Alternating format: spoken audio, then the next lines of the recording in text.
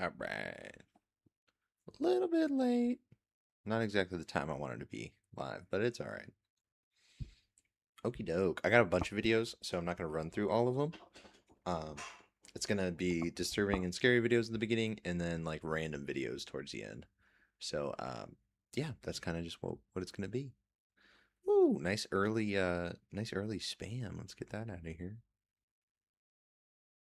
Cool, cool. All right, first one's good. I don't know if we've watched this channel or not. Scary ghost videos to genuinely freak you out. Fearsome top 5. I think we have. I just don't remember if it was good or not.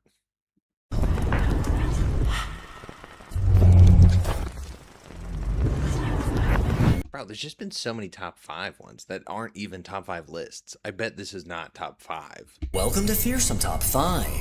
What you're about to witness are 10 scary Exactly. videos of paranormal activity. Number 1. According to a Reddit user named GatorCRS, Oh my gosh, why would we go immediately for Reddit? his sister-in-law recently sent him a clip from her home security camera that's left her unsettled ever since she first watched it. She says she was home alone one day, spending time in the Bro, I feel like Reddit used to be like a place where you could go get like niche videos that you can't find on, or is harder to find just directly on YouTube. But at this point, I feel like people just spam YouTube videos on Reddit. kitchen when the camera outside detected her walking past a window and automatically began recording. But she wasn't the only one in the video, as it captured something far more disturbing. Something she still can't explain to this day.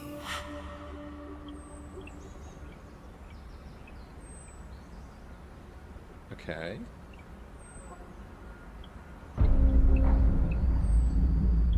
You're just gonna say that was somebody that you don't know. But I don't know that. I don't have any context. Ugh. Gap in the blinds, his sister-in-law can be seen moving around inside the kitchen. She stepped into the frame, bent over, then walked away moments later. But as she stepped out of view, something else appeared in the kitchen.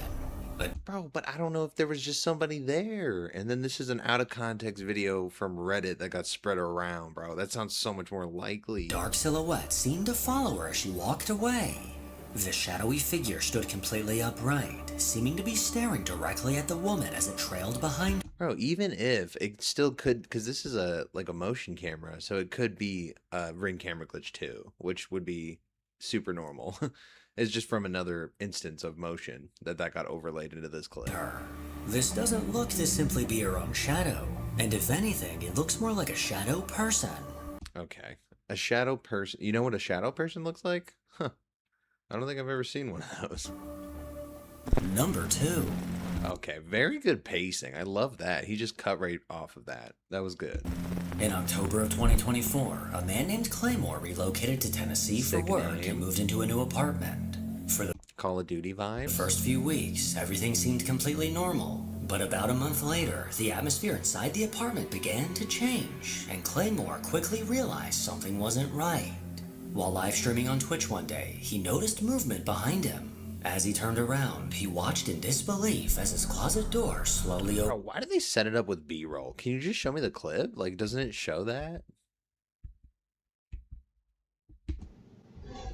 Bro, what are we doing? What are you just telling me about that? I kind of don't want to hear it though, you know? It's like lore building. Around, he watched in disbelief as his closet door slowly opened on its own. And that unsettling moment was only the beginning. Over the following months, he began hearing I mean, he was live streaming on You're telling me he don't have that? We can't see that? unexplained scratching noises, heavy footsteps, and ghostly voices, while doors throughout the apartment would open and close by themselves. He knew something strange was happening, but he was worried that no one would believe him. Okay, bro, I don't know, man. For those cameras captured the evidence he'd been hoping for. I mean, you could have pulled it out of frame, though. Bro, hang it around the post to the bottom of the table and just pull it from this corner. Easy.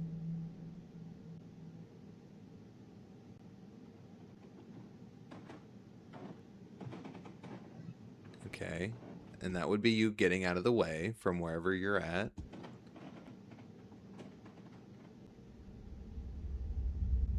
Call it disembodied. That's so dramatic. Why do you have a punching bag in your kitchen, bruh? Did you get hungry?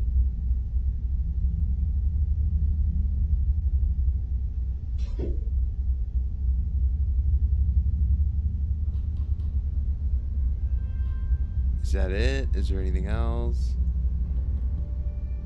While Claymore was asleep one night, one of his cameras Bro, why show me the whole thing, captured though? something unsettling. A chair in the living room slowly slid away Okay. from the desk as if someone had pulled it. Uh-huh. As if someone had pulled it. You're right. Moments later, the sound of footsteps can be heard moving through the apartment, followed by the You mean the guy sound that of pulled objects it? being moved Is that it? Does he have another video? Ugh, this is not going well. that night. I was literally just on the phone talking to my family about this. Is that an excuse to have why you're recording?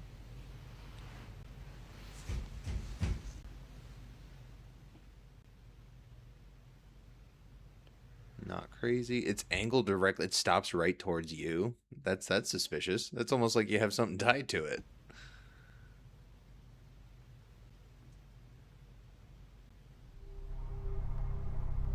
Just kind of yank it over. Yeah, and it wouldn't go all the way, right? Oh, you have to move, right? So you can make it like, uh-huh. No, you gotta move one more time, or it's not gonna close all the way. Yeah, see? One more. A little bit more than that. Okay, here we go. There we go. Bro, this is so stupid.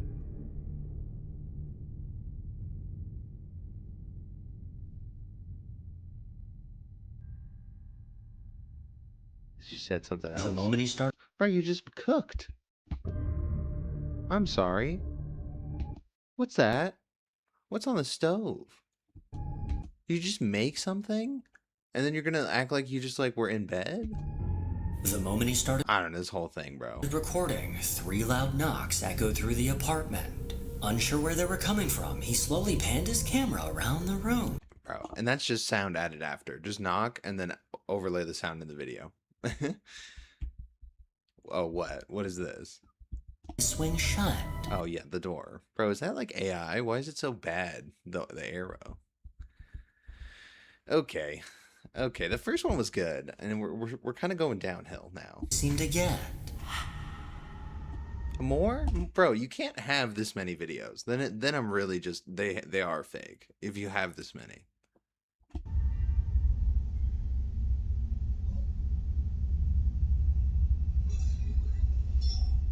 Okay, you're standing in a different area now. Pulling the same direction. Not hard to do. Turning a light on from a different room. Bro, that sounds like your dumb ass intentionally recording and stomping around the house all goofy. That doesn't sound like a natural walk of any kind. I don't know if you're trying to make it like, oh, that's how ghosts walk. Like they trot around like that.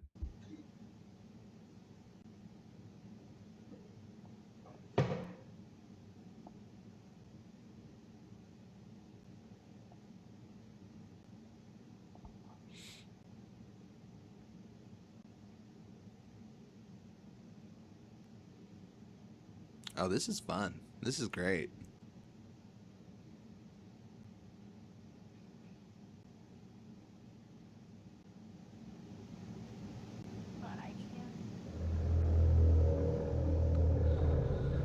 Oh, is that it? Just as before. Oh, okay. Dude, this is bad. I'm not even trying to be like a negative Nancy, you know? It's just not good. Are we done with this guy? And this is what he discovered in the footage. Alright, so the video you're all about to see is I don't care about Claymore. I don't care about Claymore. I don't want to hear. And what do you mean you decided to leave your webcam recording overnight? That doesn't even make sense. That requires like computer space and recording an entire night that doesn't even make sense. It's basically a series of clips I took from about 8 hours worth of footage that I filmed overnight using my laptop's external webcam. So the events in the video did not happen in this short of a succession as portrayed in the video. They're basically just a bunch of snips that I combined together instead of showing you 8 hours worth of footage.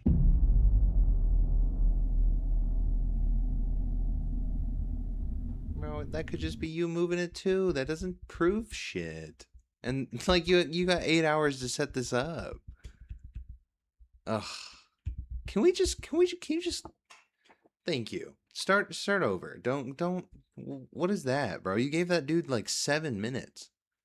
Friends on TikTok. So when she uploaded a clip from her home security camera instead, people immediately took notice. What the camera captured quickly caught viewers' attention, with the video racking up more than 500,000 views.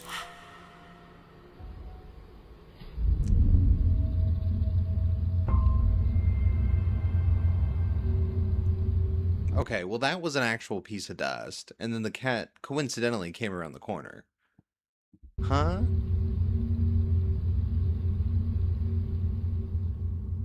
At 3:52 a.m., motion in the living room triggered the security camera. Wait, that's it? You're just gonna skip over that too? I mean, then I'm really thinking it's really nothing.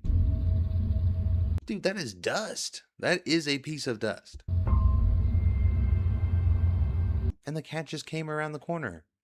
You know? That's not crazy.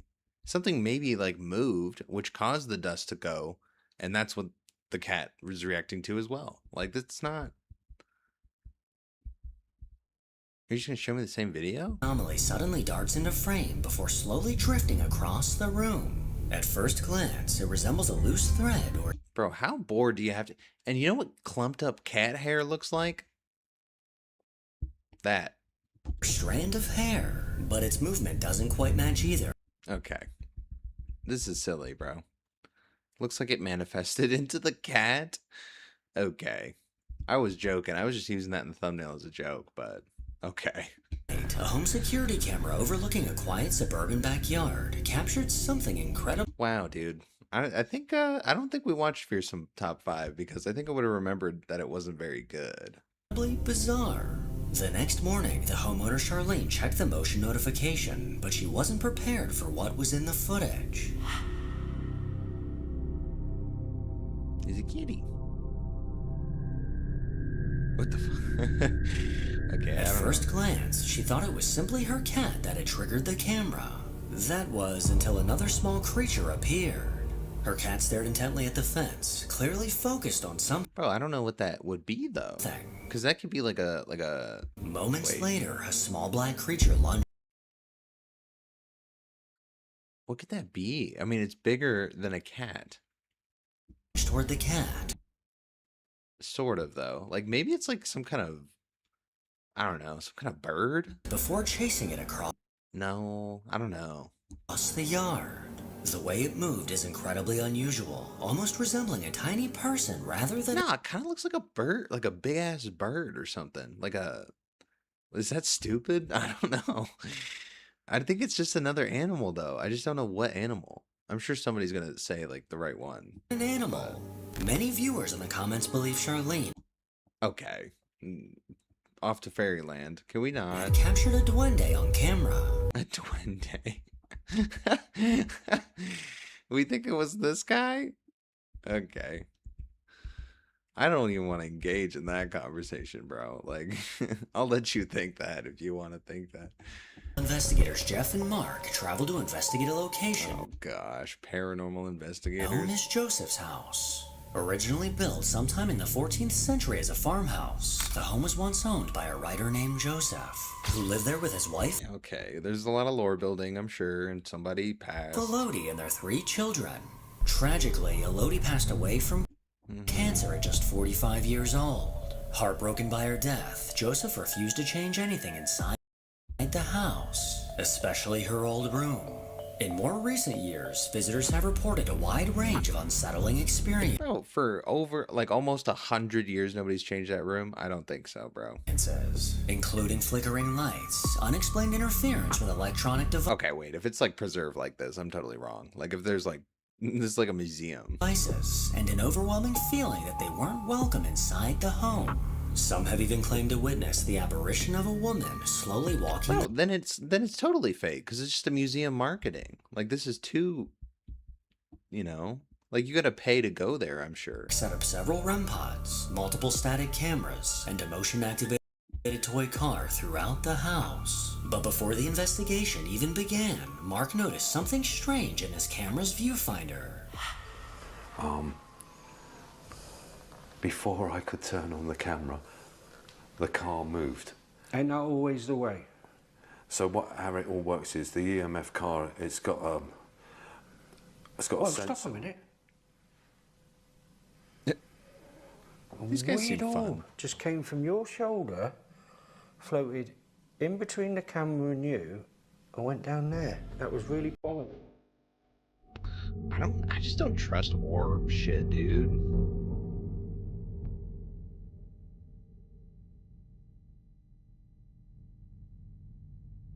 Bro, the fact that if that's dust. Oh my gosh, that's the problem when you go looking for stuff, because you're gonna find it, whether it's like real or not. You can see it, it's a toy car, flashing lights, and it's, if you go in. And then why a toy car? Why pick a weird ass toy? Why not do like with the flashlight thing or whatever, like a normal test? Anywhere near it, something tries to touch it, it will move. And that's what it did, it moved, and I couldn't get the camera switched on in time, and at the same Bro, time... you're wearing a GoPro. I just don't believe that. You're wearing a fucking GoPro. You're filming everything. What do you mean you couldn't get the camera on? The REM pod at the bottom of the staircase, that went into alarm as well. So, We can't see none of that, bruh. Hastily got ready. we're all filming now. Bro, your whole job is to be filming. Like, what else are you doing? No one's gonna believe you. I'm not. You seem like nice guys, too. That's the problem.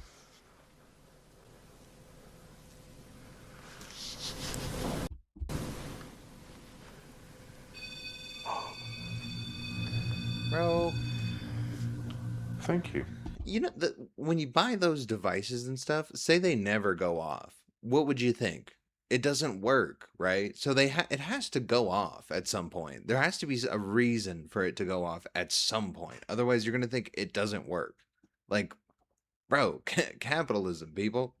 Brilliant. Those aren't cheap either. Are you actually standing on the staircase looking at us?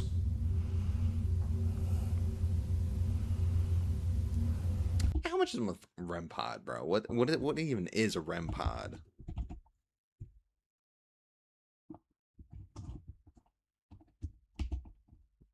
REM pod price. Bro, my internet's dog shit right now. Come on, bro. Wake up. Holy. Brand name REM pod typically costs between $160 and $190. Some over 300. That's good. That's what I mean, bro. So you're gonna spend almost $200 on some. Oh wait, let me show it real quick. Bro, computer, come on, you piece of shit. All right. $160, $190. Oh my god, they're on Amazon.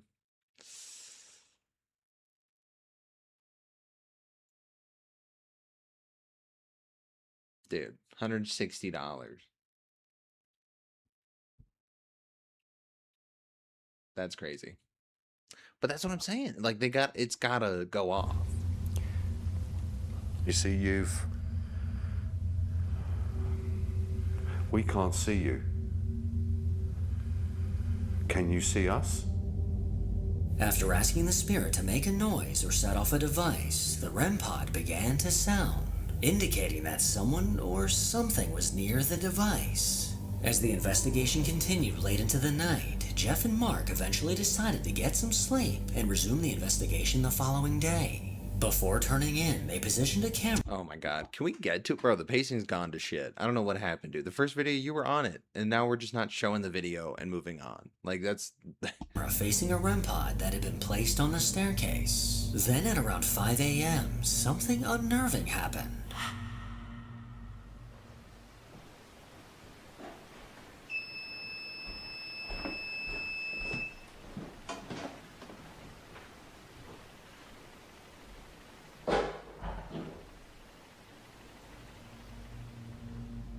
How do I know that's not sound added after? Because y'all had no footage on this entire trip. Y'all didn't want to waste the time, and y'all added some sound in it of y'all walking. Like, what the bro? unmistakable sound of footsteps.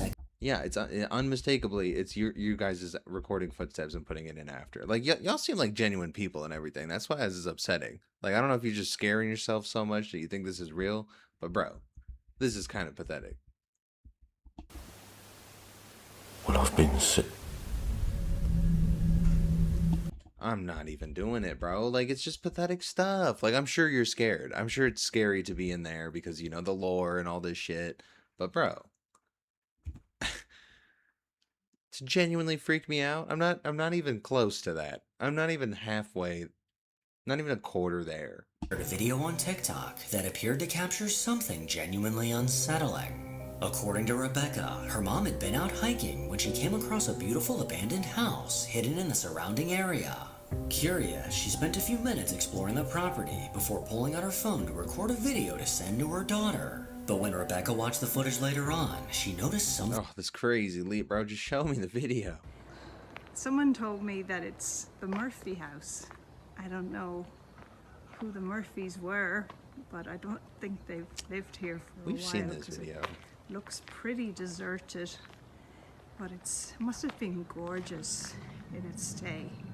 It's absolutely, I could just imagine walking around here in some fancy dress or something, and just amazing. It's just beautiful. As her mom walked around the outside of the house, she But had that's what I'm saying. How do you're telling me nobody lives in any of these houses? Not a single one is like a rental property of any kind? Like it's just sitting real estate that nobody's touching?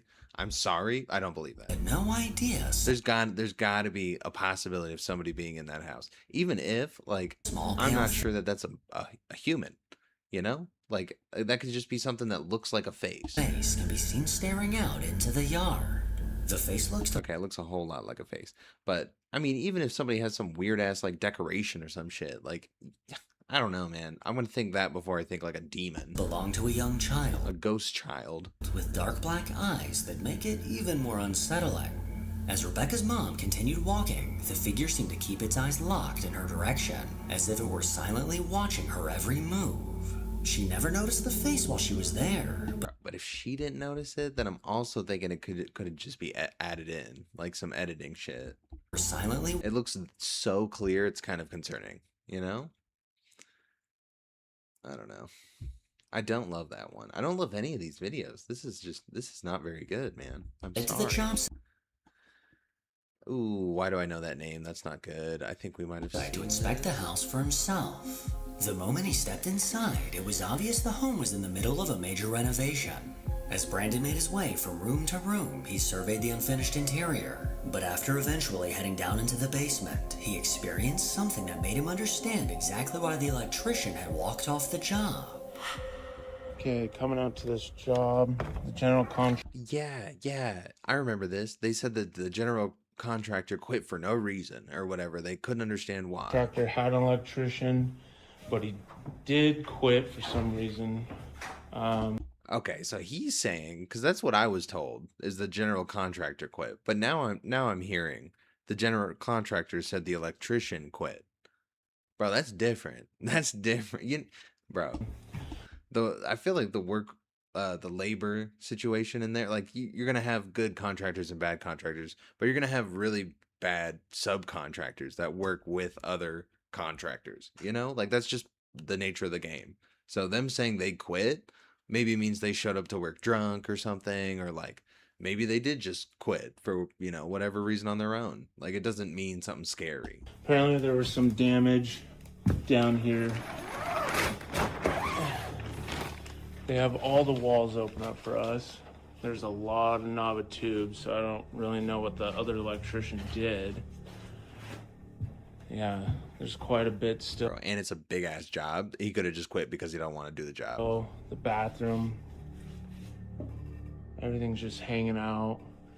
It looks like he did this bedroom, did a little rewire. There's some damage up in the attic too. So he did some rewiring up there, which is nice. A lot easier for us. So there's this pancake light. This wraps back into the living room, so it's one big circle. I gotta go downstairs and check the panel, make sure everything's off and he did everything right. So, Okay, the fact that it's like sealed up like this, there's probably not gonna be a squatter. kitchen looks pretty good. They didn't really tell me where to go. I remember this fucking basement, dude. The 3-door situation. This whole thing's a mess right here. This layout and everything. It's the back door. This basement, though, not this part. Pantry. This part. Okay. Jeez Louise. Oh, wait, no, this is a different video. Okay, different video. So this also is all open up for us right here.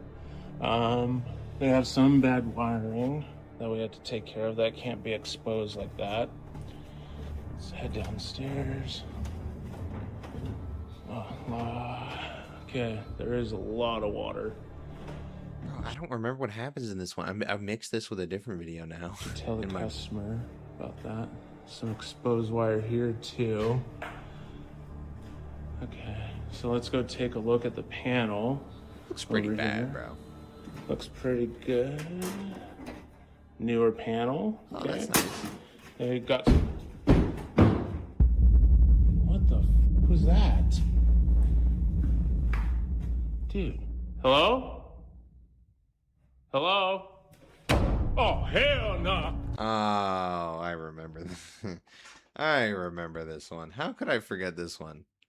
The dumbest reaction I think I've ever heard to a ghost thing happening. That I cannot believe that, man. I'm sorry. Like, this is just a staged video. So long, too, just to get there for that. Oh, man. I can't believe I forgot about that video. The Queen Mary served as a luxury ocean liner before being converted into a troop ship during World War II. Over the course of its history, dozens of people are believed to have died on board through accidents, natural causes, and wartime incidents. Since retiring in California, the ship has become one of the world's most famous haunted locations. A haunted? Bro, I've never heard of that. A haunted ship? Visitors and staff have reported hearing unexplained footsteps, disembodied Bro, that's just that's gotta be marketing, though. Like, if this is like some kind of tourist thing or something, like, how am I getting on the ship? voices, Is it like a museum? phantom children laughing, and shadowy figures roaming its empty hallways. One of the most famous paranormal legends aboard the Queen Mary revolves around the ship's abandoned first-class swimming pool. Although the pool has long Oh, that's sick, though. Swimming pool on a boat? since been drained, countless visitors and paranormal investigators have claimed to hear the laughter of a young girl. According to the legend, the spirit of a little girl is often seen near the edge of the pool, and some visitors even reported seeing her reflection before she mysteriously vanished. A TikTok user named Skilla decided to explore the Queen Mary and pay a visit to its infamous abandoned pool. But while recording a video, she may have Bro, unknowingly where is the? How do you get on to the boat? Is it just like a docked boat that you can just get on? Like, what? caught something chilling. Jackie. Hello.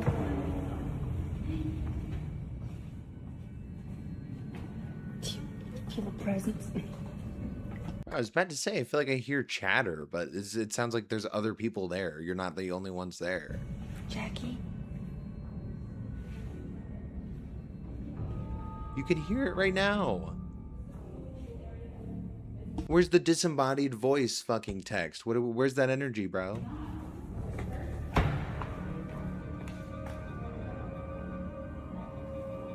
After calling out to the spirit of the little girl, Skilla appeared to receive an unexpected Oh, you gotta be kidding. Bro, this is maybe one of the fucking worst videos I've ever seen. Oh my gosh.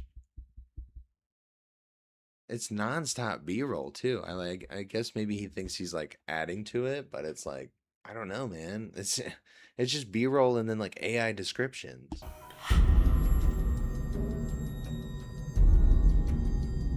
Oh, I've seen, okay. This is just an image, so I guess At the it's very end of the tunnel, surrounded by darkness, stood what appeared to be a woman dressed entirely in white. But see, bro, especially when there's no context, like we don't hear the lead up story of like. As he wandered through the maze of dimly lit tunnels, he stopped to take pictures along the way. Yeah, see, bro, like this is just some Reddit shit. Like it literally. Oh, there you go. I didn't even know that. Reddit Matty Boy 808. You think Matty Boy 808 discovered like paranormal shit and like proof of it, bro?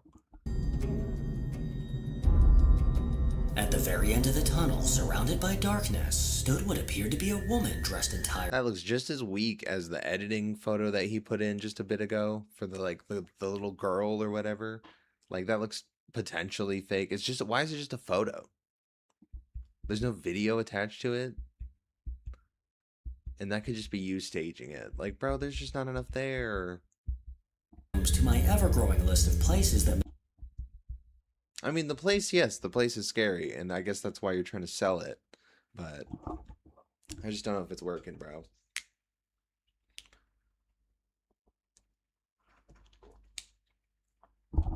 I'm talking too much. Make me say, oh, hell nah, I'm good. Okay, yeah, see, at least we can all recognize that that's a stupid-ass reaction. So, maybe this guy just likes kind of the more dumb ones, which, that's fine. Number 10.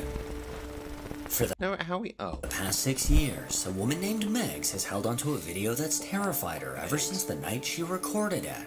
According to Megs, her brother's apartment was plagued by strange paranormal. Bro, how you get the OG username Megs? That's kind of sick. Activity, with unsettling incidents happening almost every single day. One night, while her brother was asleep on the couch, she decided to record a quick video of him. But when she watched the footage back later, she noticed something in the background that made her blood run cold. Okay, can I see the video?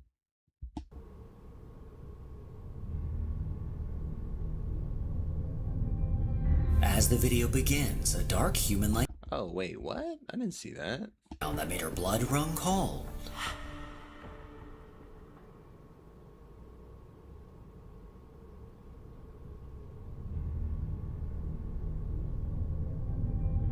As the video begins, a dark human-like figure can be seen standing motionless at the end of the. Is it though? Like. The hallway. The black silhouette appears to be facing directly toward Megs, silently watching from the end of the hall. She then zooms in on her sleeping brother, but when she pulls the camera back, the figure has completely vanished. Bro, it looks like the door's kind of open now. They just went out the door, no? According to Megs, no one else was inside the apartment that night besides the two of them. Well, at that point now, because they left. Toward Megs, silently watching from the end of the hall. She then zooms. Bro, there had to be somebody else there.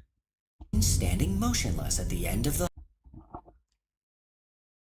I was thinking that could be like a jacket that's hung up or something, or like, you know, something by the door where you hang your stuff. Hallway. The black silhouette appears to be facing directly toward Megs, silently watching from the end of the hall.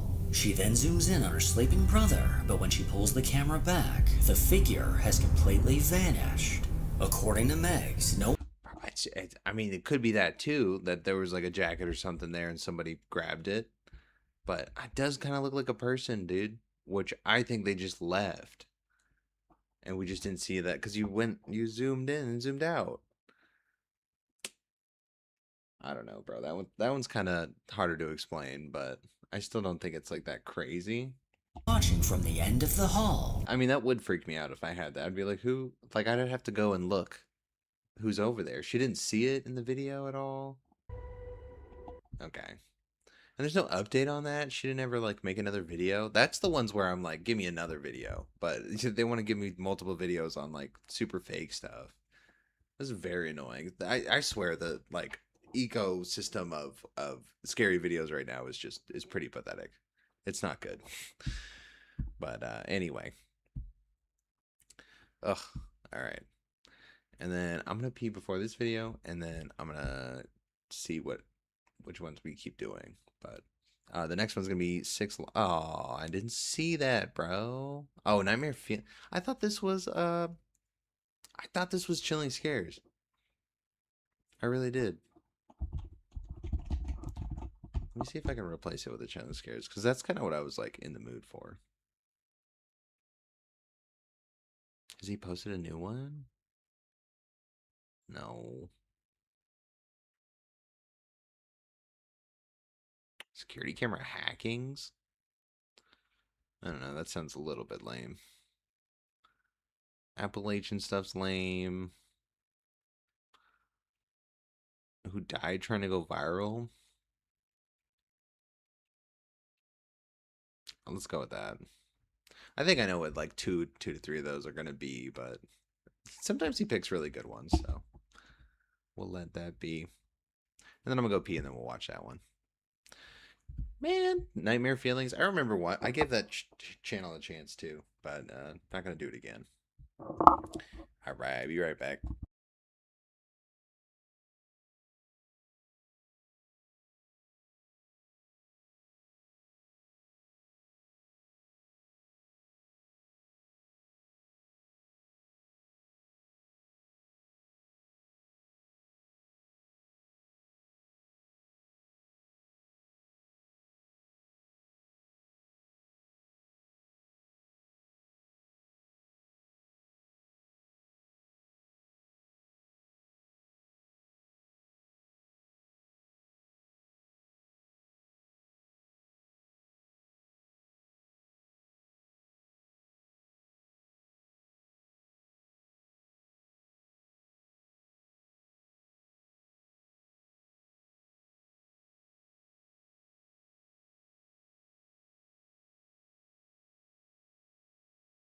On the 8th of November.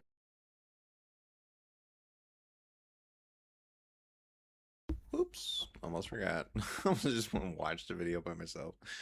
All right. Next one's gonna be influencers who died trying to go viral. Chilling scares.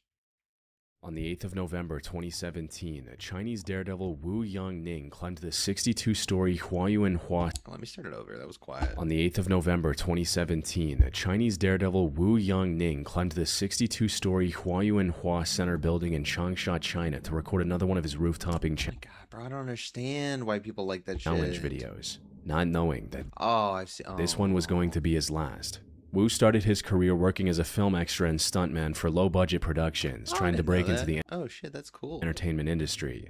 Unfortunately, while he was good at his job, he struggled to earn a living from these jobs, forcing him to look elsewhere. So he turned to the internet and started posting daredevil roof-topping videos on Chinese platforms like Huashan and Weibo. Roof-topping, for those who don't know, is an extreme form of urban exploration.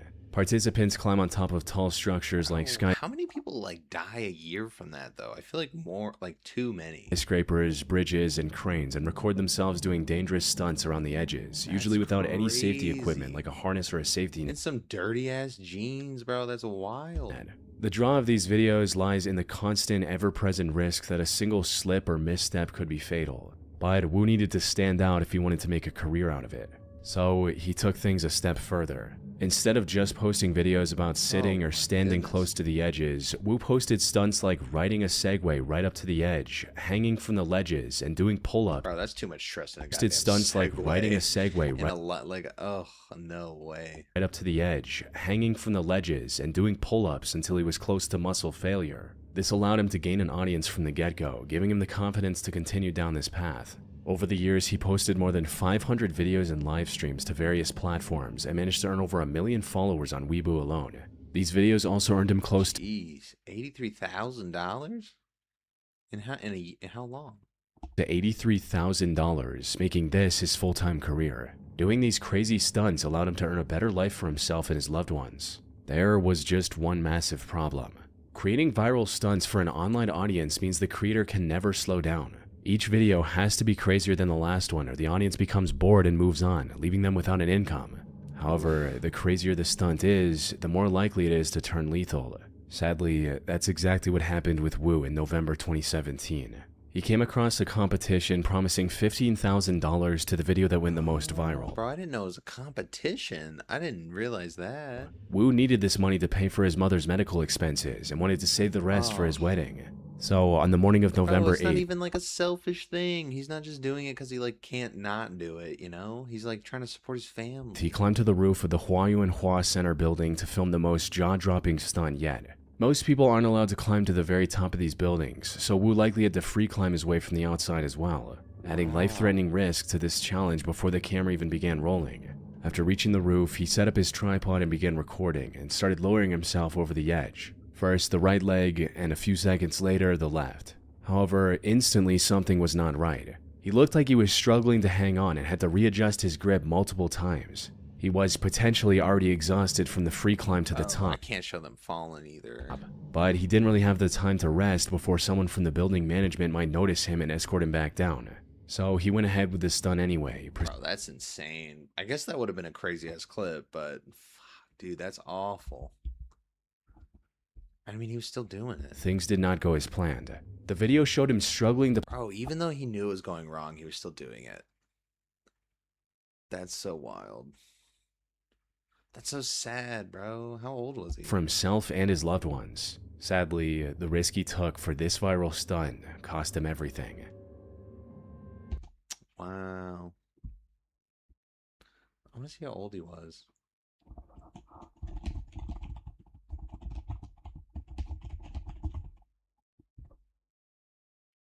Wu Yang Ming.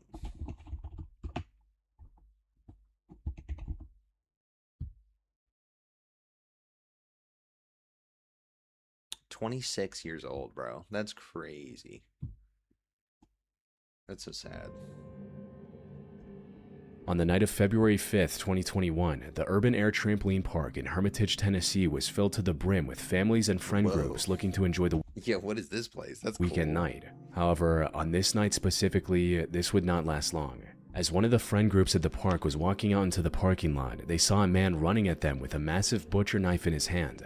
Oh my This was God. 20-year-old Timothy Wilkes, an upstanding and hardworking person who was just a month away from graduating as an HVAC technician. His future looked bright. However, Timothy's primary interest was in something else.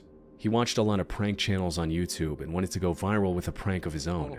More specifically, he wanted to film a fake robbery prank. Oh no, this is a prank? What the fuck? Where he records himself pretending to rob someone and then uploading their reaction to the internet. But an important thing about almost all of these prank videos that he was watching on YouTube is that they were staged. 9 times out of 10, the person being pranked already knows about the whole thing and is only acting terrified for the camera. Timothy either didn't know this crucial detail, or he knew but wanted to make his prank more authentic. Wow, bro, I bet he didn't know. I bet he really thought that was just how the pranks go. So, on the 5th of February 2021, at around 9:25 p.m., he lunged at a group of friends with a knife in his hand. The plan was to scare them and then reveal that it was a prank before Oh, they bought hella shit. things got out of hand. What Timothy didn't know was that one of the people in this group, 23-year-old David Starnes Jr., was carrying a concealed firearm. From David's perspective, Timothy was a random man charging at him and his friends with a knife. In a split-second decision, David drew his firearm and opened fire, hitting Timothy once. Unfortunately, this one shot proved lethal, resulting in Timothy passing Bro, and it was only once, dude. That's how you really know it was just like some self-defense shit. Bro, you coming at him with a butcher knife. away before any help could arrive. David stayed at the scene until the police arrived and explained everything that had happened. He was detained at the time, but the police released him later as his actions were deemed self-defense. That makes sense. That's so sad still, On June though, bro. 26th, He was even younger, too, and it's just some same thing, like social media shit. 2017, 20-year-old YouTuber Mona Lisa Prez made a post on Twitter stating, "Me and Pedro are probably going to shoot one of the most dangerous videos ever. His idea, not mine." At first glance, this sounded like a severe exaggeration meant to drum up hype for her upcoming video, when in reality, calling it the Oh no, this is that guy. most dangerous video ever was still an understatement for the tragedy that was about to unfold just 3 hours later. The lead up to this incident started back in November 2016 when Mona Lisa and her boyfriend Pedro decided to start a family channel together called Mona Lisa and Fam. This channel mostly What a journey to try to start a family channel. I feel like the early days would be so tough. consisted of vlogs of the two of them doing various challenges and going on adventures together. Normal, inoffensive family channel content. And while none of these videos went viral, they were still gaining consistent views, allowing the couple to gain thousands of subscribers by mid-2017. However, Pedro wanted to take his online career to the next level. The plan was to create a new channel called Damn It Boy, featuring daring stunts unlike anything the internet had seen before. Bro, what? What? He even had a clear vision for the direction of this content. Everything I'm gonna be showing you guys on my channel, you guys are gonna be saying, "Damn it, boy." But unlike his family That's quite a premise. channel that was growing at a steady pace, Pedro wanted this channel to have good momentum from the get-go. He wanted his first video to go mega viral, and to do that, he wanted to upload the most dangerous and death-defying stunt he could think of. So after much deliberation, this was the idea he came up I with. think I know what it is. The point of this video is I really just want to see Yep. if a 50 caliber bullet How much is a gun like that? Is it like $1,000 or something? can go through a book. So the ultimate test to see if this 50 caliber bullet will go through a book is, I'm just not going to just set it and just shoot it. No. I'm going to stand behind it. And Mona Lisa is going to shoot it. But why not try it first off camera and make sure that it's not going to kill you? Mona Lisa was strongly opposed to this plan, but after nearly 2 months of back and forth, he managed to convince her that it could work. So on the 26th of June... The only way you'd convince me that it would work is if you showed me that it did not go through the book. Like, what did she hear that she's like, you know what? That's a good idea. Let me shoot you. 2017, at roughly 8 p.m., Pedro did exactly what he planned. He set up the camera in the backyard of their home in Houston, Minnesota, held up the book in front of him, and told Mona Lisa to shoot. Unfortunately for Pedro, the thick encyclopedia he chose for the stunt proved completely ineffective. The high-caliber bullet went A 50 cal bullet. Like, this little book, this little thing? straight through the book and his body. By the time help arrived, it was Yeah, she got aim though, no? already too late. Pedro passed away in front of 30 witnesses from around the neighborhood who came running after hearing the gunshot, including his 3-year-old daughter. What made this situation even more heartbreaking was the fact that Mona Lisa was also pregnant with their second child. She was taken into custody and later pleaded guilty to second-degree manslaughter. Yo. However, the court understood her tragic situation and sentenced her to only 6 months in prison rather than the up to 15-year sentence that second-degree manslaughter usually carries. I mean, that's just such a bad decision, though, that I feel like 6 months, you're going to have to mull that over for a little bit longer. Oh, man.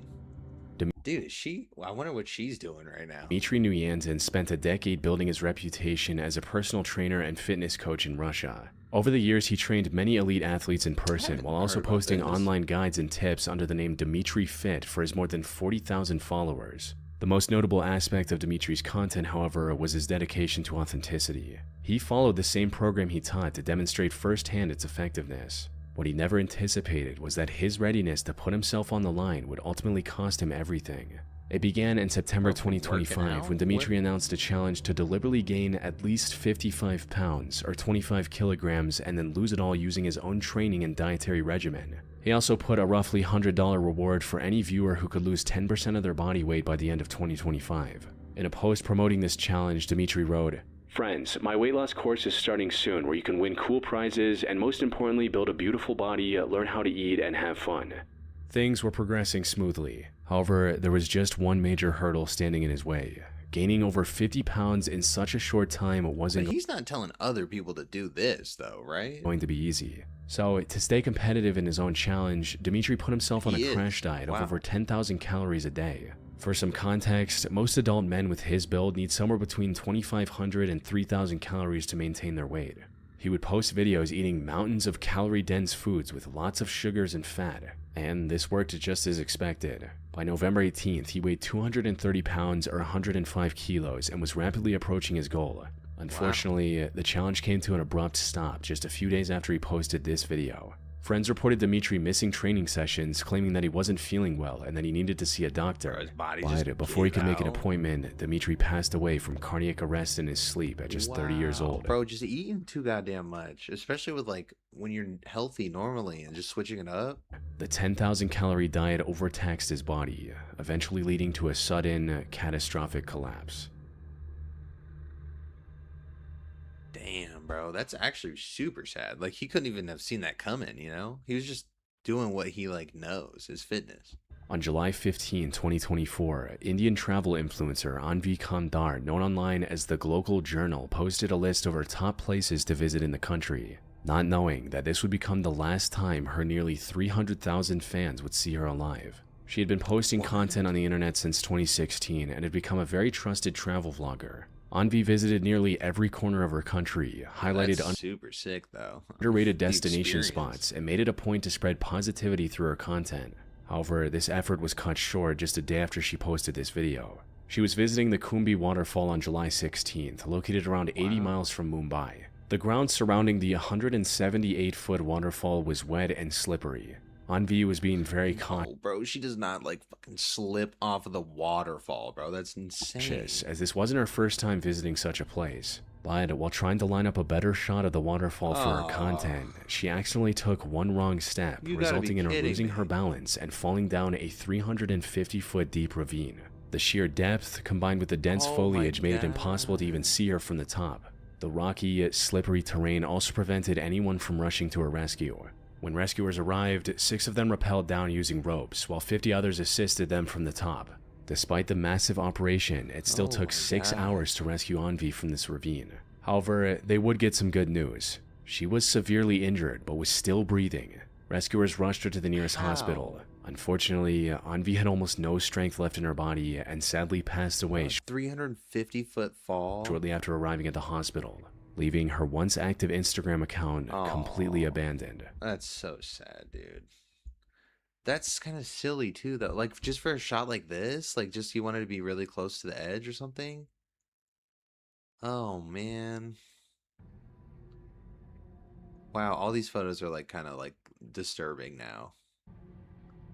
Castilla-La Mancha is the Wow, dude, that's really, I've never heard about that one. That's so sad. tallest bridge in all of Spain, making it a somewhat popular destination for thrill seekers. Many daredevils have climbed to its top in the past, and 24-year-old British influencer Lewis Stevenson was attempting to do the same. Lewis was a rooftopper that made a name for himself posting breathtaking pictures of his many different climbs to his Instagram account. He arrived at the bridge on the morning of October 13, 2024 with one of his friends and began climbing. His friend went ahead and Lewis followed. It was a brutal, monotonous climb. Thankfully, things started off as expected, with the two steadily making their way up the service ladder and nearly reaching the top. Was that in this video? Hearing a weird-ass But noise. before they could reach the safe platform up top, tragedy struck. That is the video. It's unclear what exactly happened. The damp weather may have made a step dangerously slippery, or Lewis might have simply missed a step and stumbled. In either case, the outcome was the same. Bro, this is Lewis kind of a goofy thing to be climbing too. I feel like it's not as cool as some of the other things. Like, lost his grip and plummeted over 630 feet back to the base of the climb. oh my god, that's double what the other lady just fell. His friends called the authorities immediately. Unfortunately, by the time they reached Lewis, Wow. No, there's no, I mean, at that point, there's no...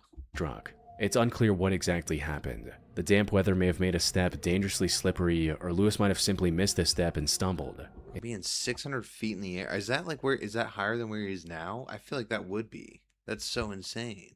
In either case, the outcome was the same. Lewis. Wow, dude, that's so sad. All of those are so incredibly sad.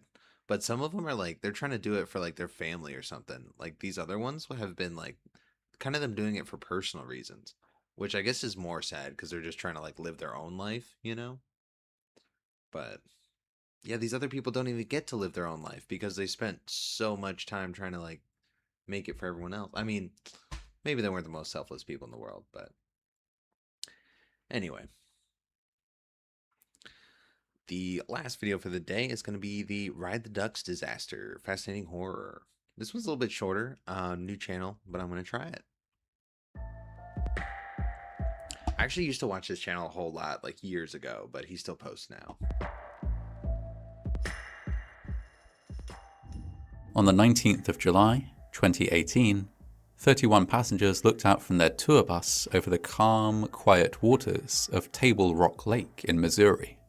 Then, after instructing them to hold on tight, the driver swung the wheel and drove the bus down a boat ramp and directly into the water. Why? There was a splash and a roar from the engine, but the vehicle floated. Oh. It was, in fact, a specially modified amphibious craft known as a duck boat that was often used for novel land and water sightseeing tours. Okay, that's kind of cool. On this occasion, however, the tour that had just begun would never be completed. I mean, I feel like you need to bulk it up a little bit. I feel like just a little bit too much weight on that. Like having like, what, 10 people, 12 people on that? Like it's going to sink. And more than half of those on board would not return to land alive. Wait, Duck more boats were than half invented died? How did not all of them? during the Second World War, when it became vital for US forces to be able to assault beaches, get troops and transports quickly ashore, and cross rivers and streams without delay. The solution was an amphibious vehicle, one that could traverse both water and dry Right, and it was adapted into kind of the thing. I understand that. assigned to them by that company. The D denoted the year of development, 1942. The U indicated that the vehicle was amphibious, and the K and the W indicated that it was four-wheel drive. It was a convenient quirk that this manufacturing code resembled the word duck, an animal that can traverse both water and land. The name duck boat quickly became ubiquitous. American forces made use of around 20,000 duck boats during the Second World War, when they were used in many crucial battles. So, I mean, those don't seem to have as many people Nearly on 2,000 duck boats saw action during D-Day, carrying troops and supplies onto the beaches of Normandy.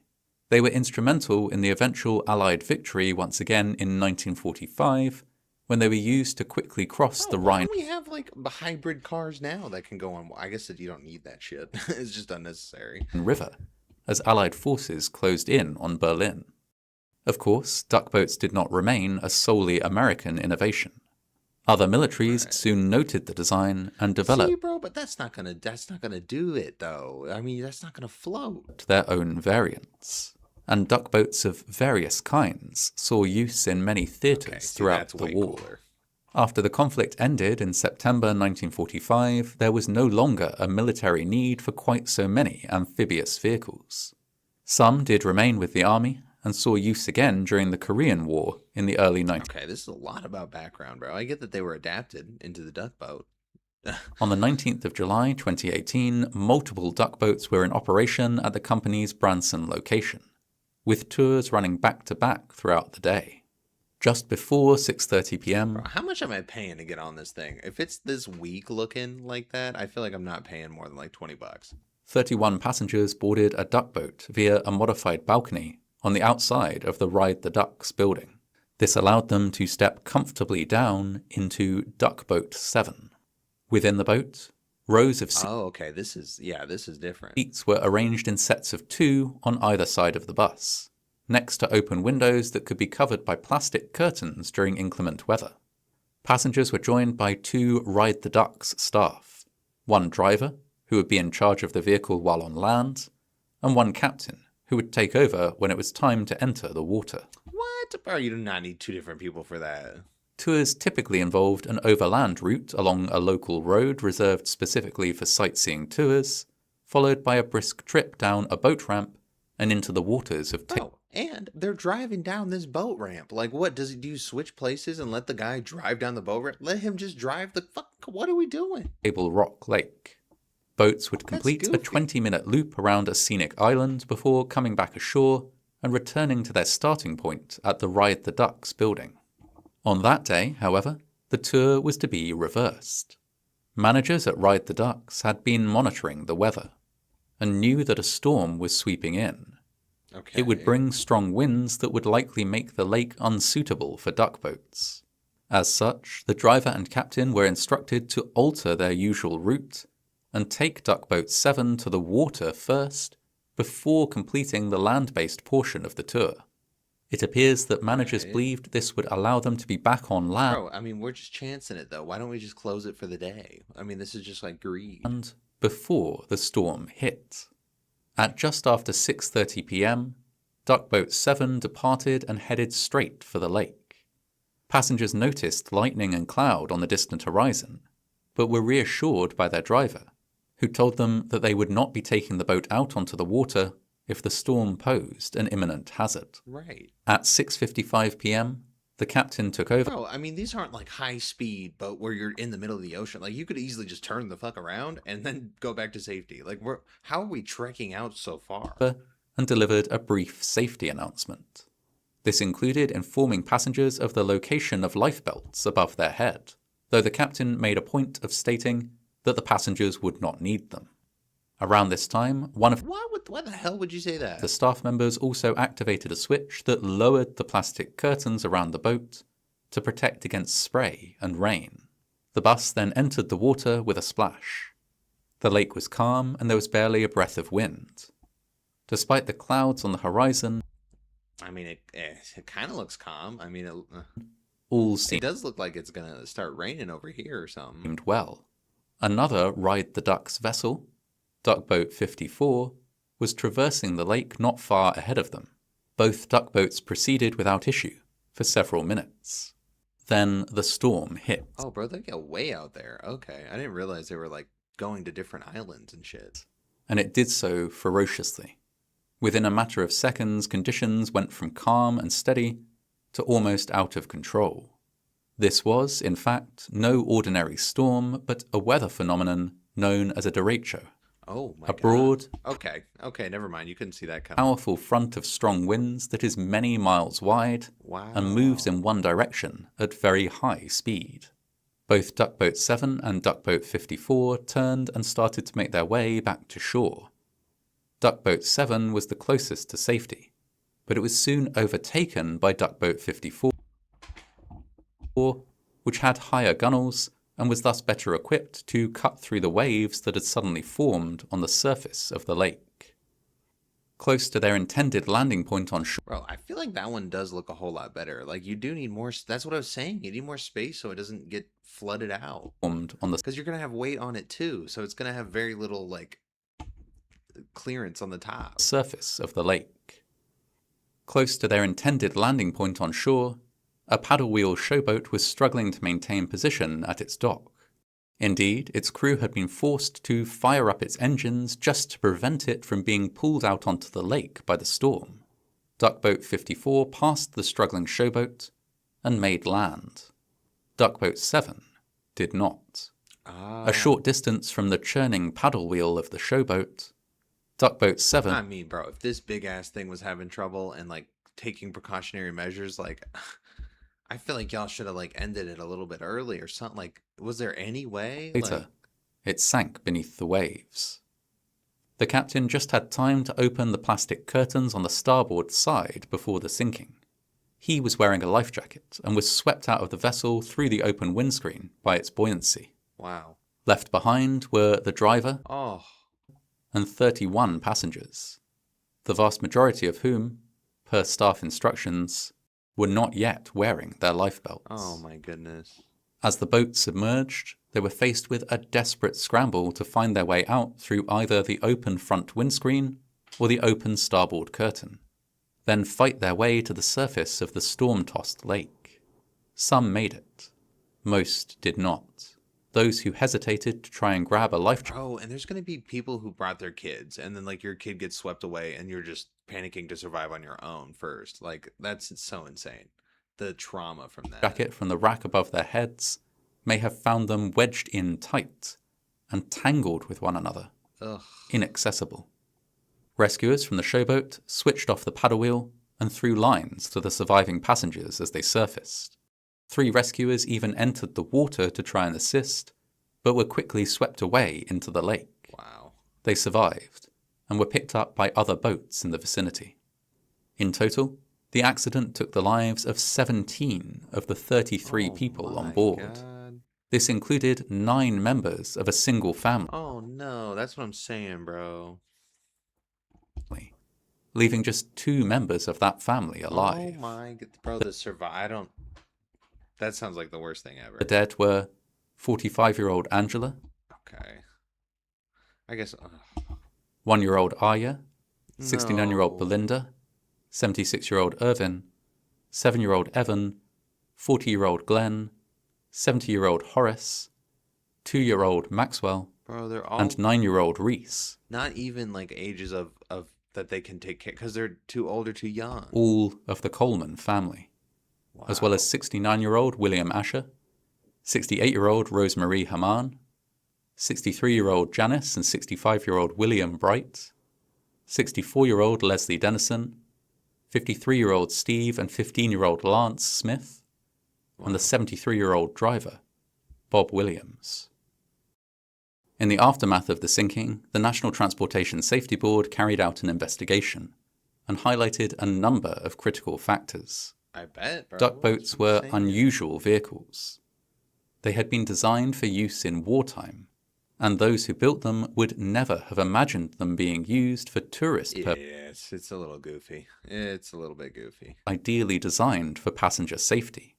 Duck boats can sink extremely quickly when swamped, and also feature a canopy, which can easily trap passengers on board a sinking boat. Tourist duck boats have been modified in a huge variety of ways, and thus may have quirks that affect their maintenance and safe operation. Duck boats are not inherently unsafe, but their unusual nature means... Bro, it's more about the weather conditions and than the duck boat itself. Like, I feel like they should have taken more precautions to like nobody knew that was gonna come. Like there was no sense of any like weather report that could have indicated that was gonna happen. Like even the other ship like knew to at least turn the engines on so it could like, fix it. I don't know. I guess if you're just way too far out there, there's really nothing you can do. Because it looks like these islands are like relatively close, so you just kind of go island to island, which is sick. But damn, to bro. predict the weather. Though that one family, that's the saddest thing I've ever heard, probably on one of these, like these disaster things. 17 people died, and then I think it was like 9 people from that family or something. 7, leaving 2 people alive. Bro, that's incredibly sad. All right, I'm gonna take like a minute break, and I'll be right back.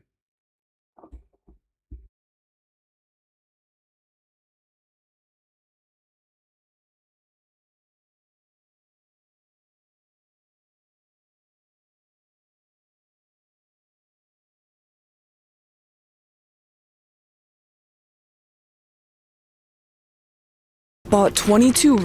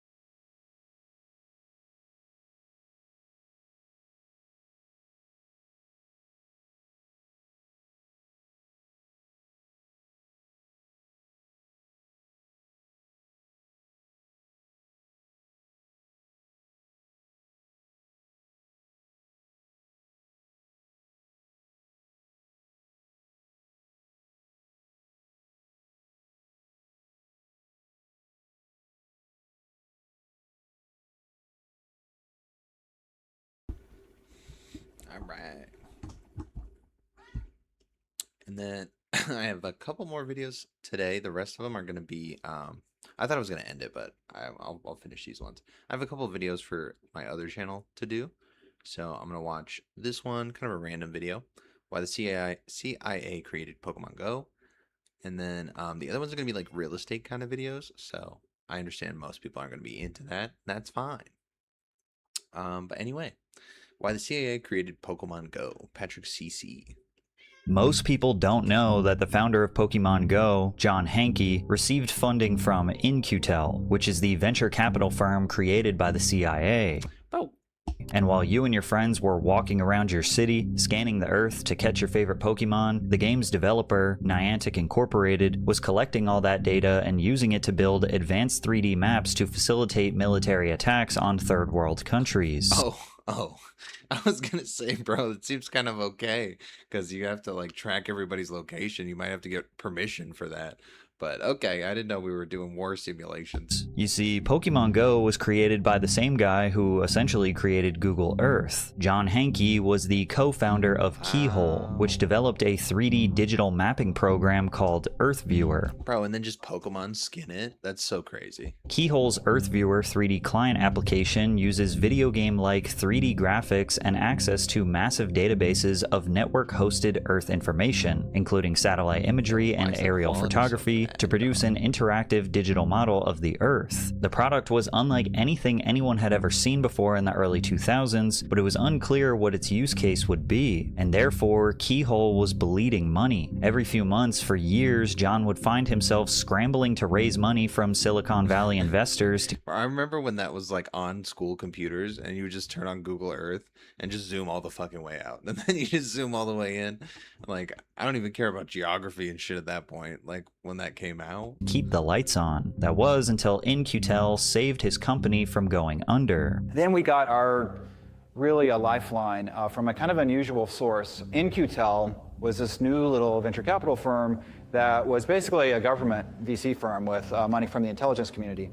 So that was one of the few funds in the Valley that was doing real business, and they were making a lot of investments at the time. This was in the kind of post 9/11 security ramp up period. And so they found out about our technology and invested a few $1 million in the company. Thanks to In-Q-Tel's funding, Keyhole was supplying technology to troops in Iraq and the Pentagon, and they ultimately became a profitable company due to the massive amount of government contracts rolling in. Oh, see, that's different though, because then they're using their software to like aid the government. Like, that's different. Became a profitable company due to the massive amount of government contracts rolling in. Shortly after, Keyhole was acquired by Google in 2004, and they turned this technology into what we now know as Google Earth. After Google's acquisition, John Hanke became the vice president of product management for the company's Geo division, where he oversaw products like Google Earth and Maps. Google Earth was revolutionary because it gave everyone access to detailed satellite imagery of nearly the entire planet from a home computer. You could explore unfamiliar cities, inspect neighborhoods before moving, and plan trips, but they quickly realized it was far more powerful than that. Humanitarian organizations began using it to coordinate disaster relief. Scientists monitored deforestation and climate change. Archaeologists used it. That's incredibly valuable to be able to map the entire world. To discover previously unknown ruins they had access to. The product. Oh, sorry, hold up. Archaeologists used it to discover previously unknown ruins. Journalists investigated war zones, and governments used it because it was better than anything they had access to. Tax fraud? What? The product ended up being used in ways that we never anticipated. I guess I'll just say it that way. When Katrina happened in New Orleans, the Coast Guard was using Google Earth and Craigslist to basically find where people were trapped and send helicopters in to rescue them. Kind of crazy. You would think, well, the government, they've got lots of sophisticated software, but as it turns out, web software that's available that already has the data in it, it's ready, easy to use, a breakthrough, really. But after working for 6 years inside Google's corporate ecosystem, Hanke wanted the freedom to combine everything he'd learned about digital maps and augmented reality to create a video game. See, bro, but that's just kind of cool, though, if it's like his passion. Now, if you ask me, that seems like a crazy career change. Technically, the foundation of John's Earth Viewer product started in college while working with his classmates on an open-world video game idea, but he knew the technology had much more potential, and it did.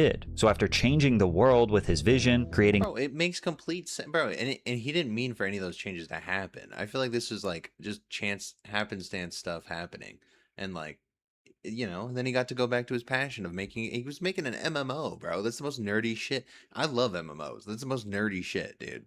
Like, if you're making one, a CIA-funded startup for military operations, and then getting acquired by a tech giant, going back to being a video... Bro, it's War Dogs. It's War Dogs with a cool backstory of the guy's career being a video dev, game dev. Game developer seems like a massive career and lifestyle change. That is, unless it was part of a larger plan. Google actually did not want John Hanke to leave the company. For whatever reason, they felt that his video game idea might become valuable to them in the future. So they convinced him to create Niantic Labs as an autonomous unit inside of Google. Basically, they gave him the freedom of creating a startup, but using all of Google's resources inside of Google's walls. No, but that's just the government being the government, though. They're gonna play you if you don't know what you're doing, dog. And he's gonna set it up like he just wants to do it, you know, make the money. That's why he made the company. If it failed, Google would get their employee back, and if it succeeded, then Google could be an early investor or part owner of a major video game innovation. Niantic's first major product was an app. Dude, war simulations. That's so cool. That makes sense. It's just wild that they like went that way with it. Called Field Trip, a virtual tour guide that analyzed the user's location, provided suggestions for nearby landmarks to visit, and offered information about the area. It wasn't much of a game, but it laid the foundation for their next big project called Ingress. Launched in 2012, Ingress was an augmented reality mobile game that prompts users to explore their neighborhoods and locate portals at nearby landmarks. This was quite literally the same idea as Pokemon Go. Those who played it were intoxicated by the addictive gameplay loop, although it failed to pull in a large player base even years after its release. Luckily for Niantic, one of the game's players would prove to be an invaluable asset with direct ties to the Pokemon company. But real quick, I'm sure you have all connected to sponsor and got direct Nomura pay money-back guarantee. Thanks, Surfshark. A Japanese Google Maps engineer named Tatsuo Nomura pitched the idea of placing Pokemon inside of Google Maps as an April Fool's joke. He traveled to Japan and got direct permission from the Pokemon company to implement the feature. John Hanke asked Nomura to show the Pokemon company's executive board the Ingress game. Little did they know that the president of the Pokemon company was already a massive fan of the game. And because of this, Niantic was able to secure a partnership with Nintendo and create See, bro, that's just cool though. It's people's like passions aligning and Pokemon Go. They launched the game on July 6, 2016, but they never could have anticipated the chaos that would come next. In just 2 months after its release, the app was downloaded over 500 million times and an estimated 21 million players logged in every single day on average. Not only had it surpassed the success of mobile games like Candy Crush or Clash Royale, but it was pulling in more engagement than websites like Twitter and Facebook. The concept was simple. You walked around your neighborhood and searched for virtual Pokemon. When you found one, the game used your phone's camera to make it look like the Pokemon was right in front of you, and you used Pokeballs to catch them and add them to your collection. It sounds so goofy when you describe it this way, but it's actually fun. No, I've had my own phase of being into it.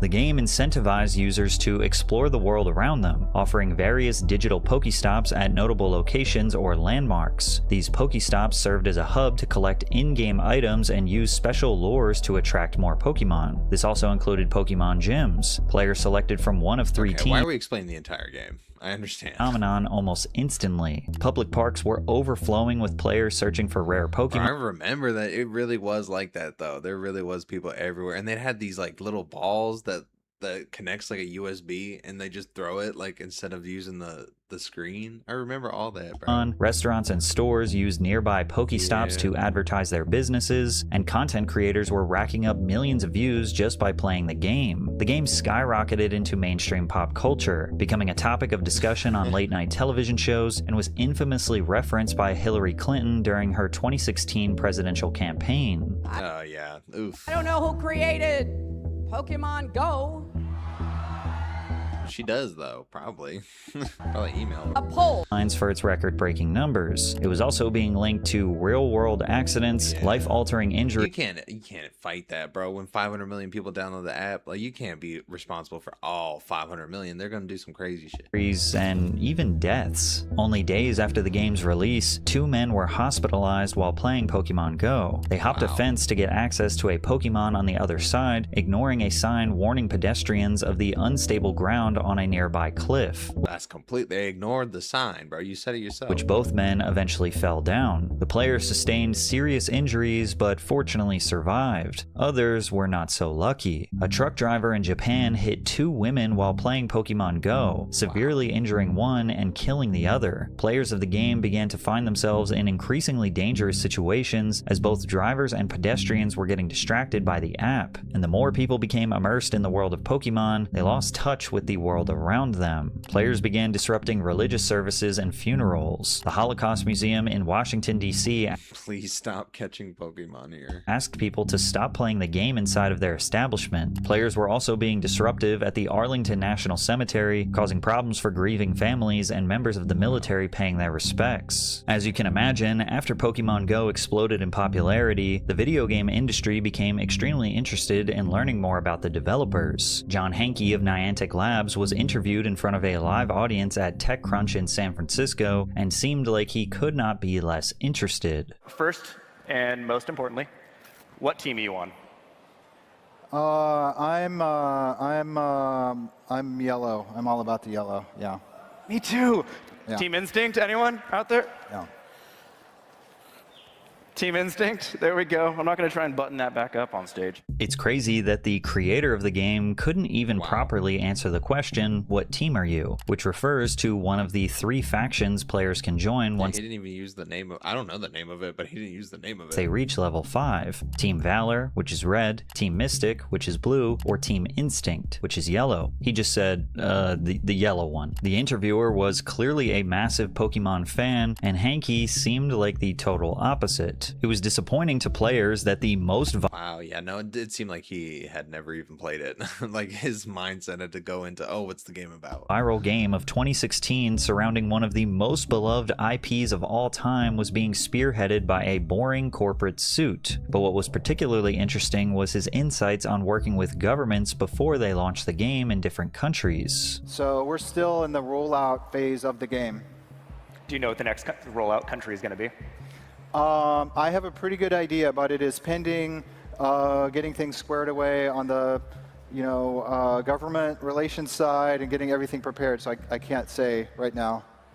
It has been interesting that, we didn't really anticipate the level to which it would attract interest from government people and policy people and things like that. But that's become part of the dialogue at this point. So we're getting, more well-versed in those skills. Now, we don't really know what interests governments had with Okay, now this seems really weird now. His whole vibe in that it sounds not bad, but when you see his like behavior and demeanor. game. Now, I'd imagine governments had obvious concerns, like tens of thousands of people gathering in parks, people blindly walking into traffic, etc. But Hankey didn't use the word concerns. He said interests. Another thing to note was that South Korea refused to let Google export its detailed government map data to foreign servers out of fear that it could expose military bases and other sensitive locations to North Korea, which made Pokemon Go nearly impossible to launch across Wow.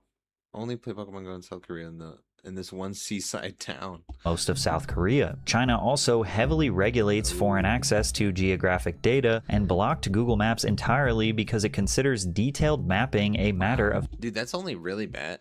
More spam. That's great. That's only really bad because it's like, then it really shows like how involved the government is with the area that you're around.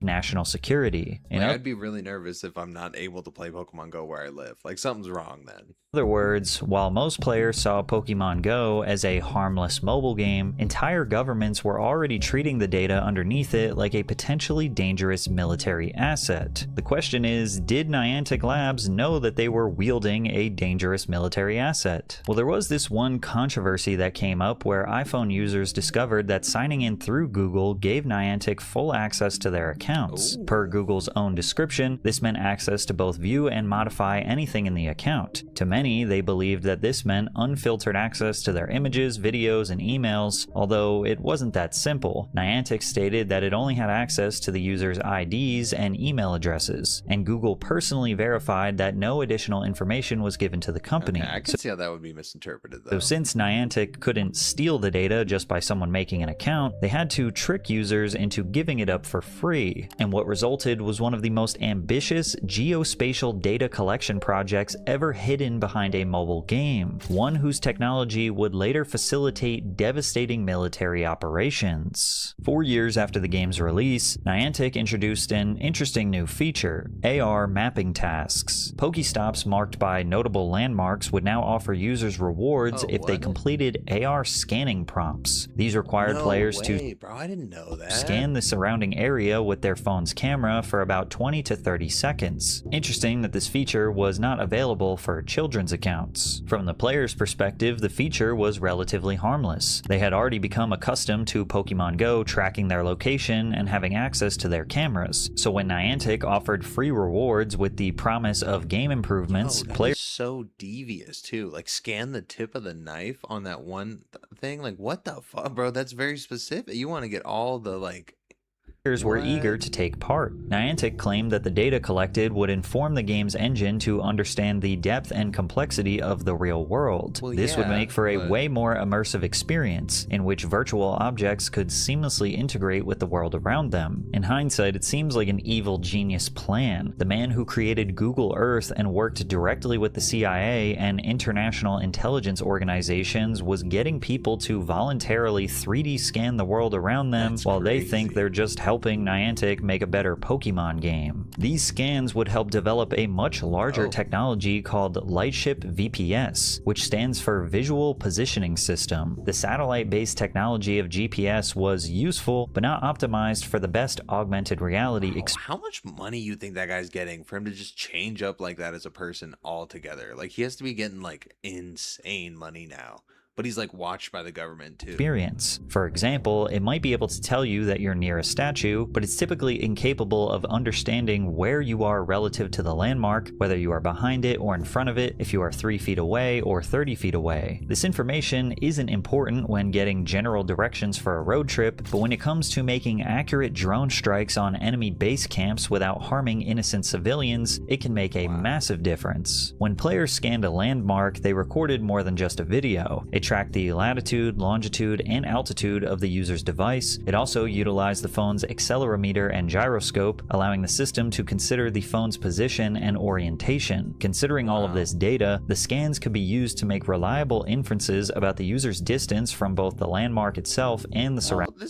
When the robots take over, bro, it's gonna be instantaneous. We're not even gonna know it happened. We're just all gonna be like, it's gonna flash and we're all gonna die. Environment. Every scan submitted was unique, taken at different angles, positions, and distances. Each video was divided into approximately 300 individual images, all of which were pieced together with other scans to create a full 3D digital map of the area. Essentially, Niantic was creating the world's largest, most detailed 3D scan of the entire world, and Pokemon Go players were helping for the most innocent intentions. VPS could compare the player's live footage against this virtual world to determine the player's exact location, which helped influence where objects and Pokemon would be anchored within the real world. Think about how NPCs in Grand Theft Auto sometimes mindlessly walk around with no intention or logic applied to them. Pokemon Go was similar initially, but with this new technology, the Pokemon could now be programmed to interact with their surroundings. Instead of being mindlessly placed on the ground, they would be able to hide behind the landmarks or even climb on top of them. Put simply, the goal of this technology was to make a near-perfect replica of the world the way that humans would experience it, so that the Pokemon in the game could literally interact with the world the same way a human might. And players were willing to sacrifice 30 seconds of their day if it meant free rewards and a better experience down the line. And by November of 2022, Niantic revealed that they had developed more than 120,000 digital maps of various locations throughout the globe. But technology this powerful would be wasted if it were only used for Pokemon Go. And Niantic understood this deeply. While they stated their goal was always to give people tools to become 21st century explorers, it felt like they were leaving a massive opportunity on the table. But VPS also had a major limitation. The system was only able to recognize information it had already been given. If a landmark had only been scanned from the front, the model would not be as effective when used from behind. And if it had received no prior information on a landmark, there was nothing the model could work with to provide an immersive experience. They had now gathered enough data for 1 million different waypoint locations to have full VPS integrations, but there were still millions of locations that had not been fully scanned. Niantic sought to fix this issue with their large geospatial model announced in 2024. The goal was to take all of the combined data they had collected and use AI to make inferred guesses about partially unscanned locations. Niantic uses a church as an example. If players had only scanned the front of a particular church, the VPS technology might be unable to recognize footage taken from behind, but the large geospatial model could infer based based on thousands of other churches that had been fully scanned and make an educated prediction about what the back of that specific church would actually look like. So it just uses the data it has and makes an educated guess. Humans have the ability to do this naturally. We are capable of applying our personal lived experience to make inferences about our environment. Right. If I showed you the front of a house, you could probably make a pretty good guess about what the back of it looks like. You might not get every detail right, but you'd expect windows in roughly the same places, a back door, maybe an AC unit, a fence, or a patio. Your brain does not know that specific house. It's recognizing this is so deep, dude. I did not expect this to go so crazy. Like, this is just Pokemon Go. Patterns from thousands of houses you've seen before. Niantic wanted AI to learn that same instinct, but with near perfect precision. And only months after announcing their large geospatial model, Niantic made the shocking decision to sell Pokemon Go. While Scopely Incorporated acquired the rights to Niantic's catalog of games for $3.5 billion, Niantic retained all of the data, research, and technology they had been developing over the last decade, which includes their VPS and geospatial models. In other words, they kept their most valuable IP, sold the rest of their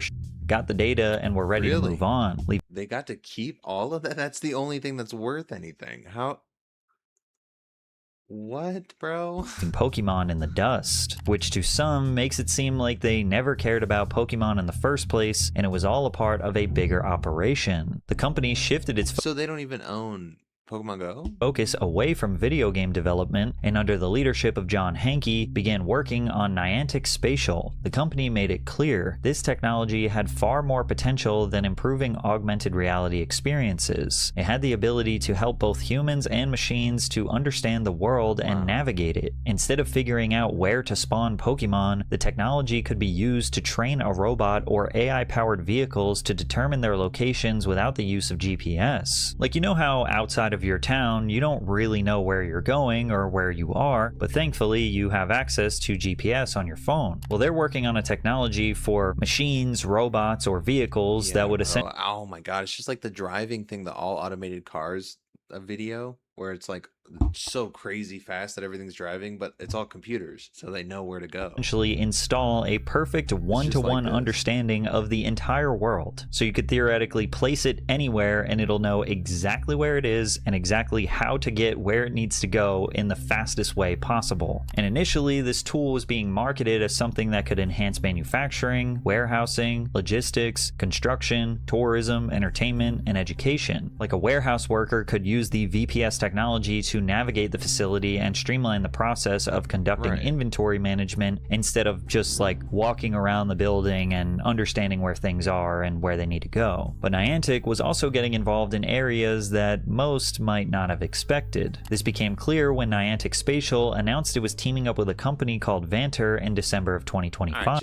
I mean, the amount of money, like, he's clearly doing it for money. He got $3.5 billion from selling nothing pretty much, and then now he can just get government contracts. So I feel like it's just a greed situation at this point. And then the government's going to take it and do what they want to do with it, which is probably drone strikes. While Niantic had its roots in the gaming industry, Vanter had always been a part of the intelligence and defense sectors. They are best known for creating mapping systems used by military commanders and soldiers to analyze the battlefield and coordinate. This partnership may seem bizarre on the surface, but it was actually a perfect match. Vanter had developed a visual positioning system called Raptor. Similar to VPS, Raptor was capable of determining its location by analyzing its environment and making inferences. When a drone became disconnected from GPS signal, it could utilize Raptor to assess the roads, buildings, and hills to figure out its position relative to Vanter's own personal map. However, the technology was relatively limited as it gathered data from airborne drone footage, meaning its pool of data was limited to the sky. This is where the partnership really starts to make sense. VPS system did everything Raptor did, but on the ground floor. Specifically, it gave the same tools to both troops on the ground as well as AI-controlled robots and vehicles. With Vanter in the sky and Niantic on the ground, the two companies hope to create a shared digital map that can be used by drones, vehicles, and people with... I mean, there's nothing even else to map out at that point. I mean, I feel like that's literally everything you could possibly need to know. Or without the use of GPS to stay connected. Was Niantic developing weapons or making decisions in regards to active combat? No, but they were playing a role that is arguably just as important. They were helping AI-powered drones understand where they were and help them stay coordinated with personnel on the ground. technology, originally marketed as a way to make your Pokemon catching experience more immersive, was now helping drones, vehicles, and soldiers coordinate on the battlefield. Niantic has continued to become a more prominent part of the defense sector. Recently, the visual positioning system received awardable status through a federal marketplace, Tradewind Solutions, meaning that government agencies were able to negotiate deals and purchase the technology for their own use. And taking a look at Niantic Spatial's website, they appear to have struck deals with the United States Coast Guard and the Air Force. So this isn't some kind of crazy And all the other ones, bro.